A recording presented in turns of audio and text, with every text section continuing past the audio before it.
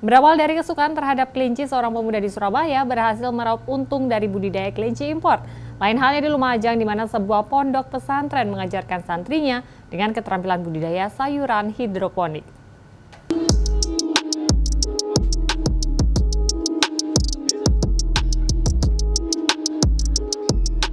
Lucu dan menggemaskan. Inilah berbagai jenis kelinci hasil budidaya seorang pemuda asal Surabaya, Jawa Timur bernama Mas Fuloh.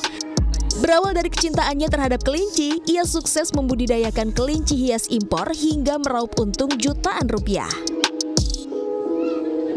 Mas Fuloh menggeluti bisnis kelinci sejak tahun 2020. Awalnya ia hanya coba-coba, namun lama-kelamaan keuntungannya mengalir deras. Bahkan kini ia bisa membuka kios penjualan di Royal Plaza, Surabaya. Bibit kelinci ia dapat dari peternak, lalu dikawinkan hingga beranak pinak. Banyak dari Netherlands Dwarf, terus Holland Loop, ada yang jenis English Angora gitu. Lokal juga ada kita. Kelinci impor itu banyak peminatnya, Mas. Terus dia lebih lucu gitu. Terdapat berbagai jenis kelinci impor yang ia budidayakan, di antaranya American Rex, Netherlands Dwarf, Holland Loop, dan English Angora. Keistimewaan kelinci impor bisa dilihat dari warna bulunya dan coraknya yang beraneka macam. Selain itu, bentuk tubuhnya yang mungil dan tak terlalu besar, sehingga enak dipegang-pegang dan bisa dibawa kemana-mana. Penggemar kelinci hasil budidaya Mas Fuloh berasal dari beragam usia, mulai dari anak-anak hingga dewasa. Lucu aja, Mas. Lucu ya? Merawatnya gimana? Mudah atau gimana? Kalau yang ini, jenis ini mudah. Karena di rumah kan juga ada hamster. Oh gitu. Jadi perawatannya mirip dengan perawat hamster. Jadi mudah ya? Jadi mudah. Satu ekor kelinci hias impor dihargai Rp250.000 hingga Rp500.000 tergantung jenis dan corak. Dalam sebulan, Mas Fuloh bisa meraup untung hingga 20 sampai 25 juta rupiah.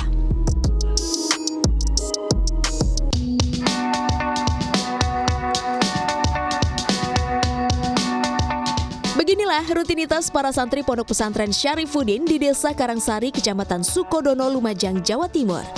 Kebun hidroponik seluas 200 meter persegi ini dikelola oleh 6 orang santri bersama seorang pendamping. Kebun hidroponik dikelola bergantian saat tidak ada jam belajar. Selain para santri, alumni pondok pesantren yang belum bekerja juga ikut dilibatkan. Pondok pesantren Syarifuddin ini memiliki 7 kebun sayuran hidroponik yang tersebar di 7 kecamatan, yakni Kecamatan Kedung Jajang, Sukodono, Pasirian, Randu Agung, Kunir, Yosowilangun, dan Jatiroto. Selain mengaji dan belajar, para santri juga dibekali dengan keterampilan kewirausahaan. Di antaranya budidaya sayuran hidroponik, sehingga diharapkan mereka bisa mandiri setelah lulus dari pondok pesantren. Sekarang santri yang banyak adalah santri milenial. Bagaimana dia itu bertani tapi dia tetap glowing. Maka karena itulah salah satunya adalah hidroponik. Itu yang pertama. Yang kedua, hidroponik ini secara pemasaran ini kita gampang dibandingkan hasil pertanian yang lain. Menurut salah satu santri, merawat kebun sayur hidroponik tidak membutuhkan waktu lama. Cukup mengecek hama dan pH air saat pagi dan sore hari.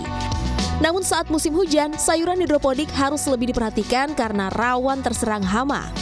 Karena dengan hidroponik itu kan tidak memerlukan waktu yang lama kan. Cukup pagi kita ngecek, sore kita ngecek. Jadi kita tidak meninggalkan pekerjaan utama kita.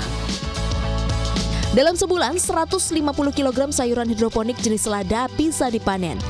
Sayuran hidroponik dipasarkan ke sejumlah rumah makan dan usaha catering. 1 kilogram selada hidroponik dijual seharga Rp30.000. Dalam sebulan, keuntungan yang didapat bisa mencapai Rp5 juta. Tim Liputan.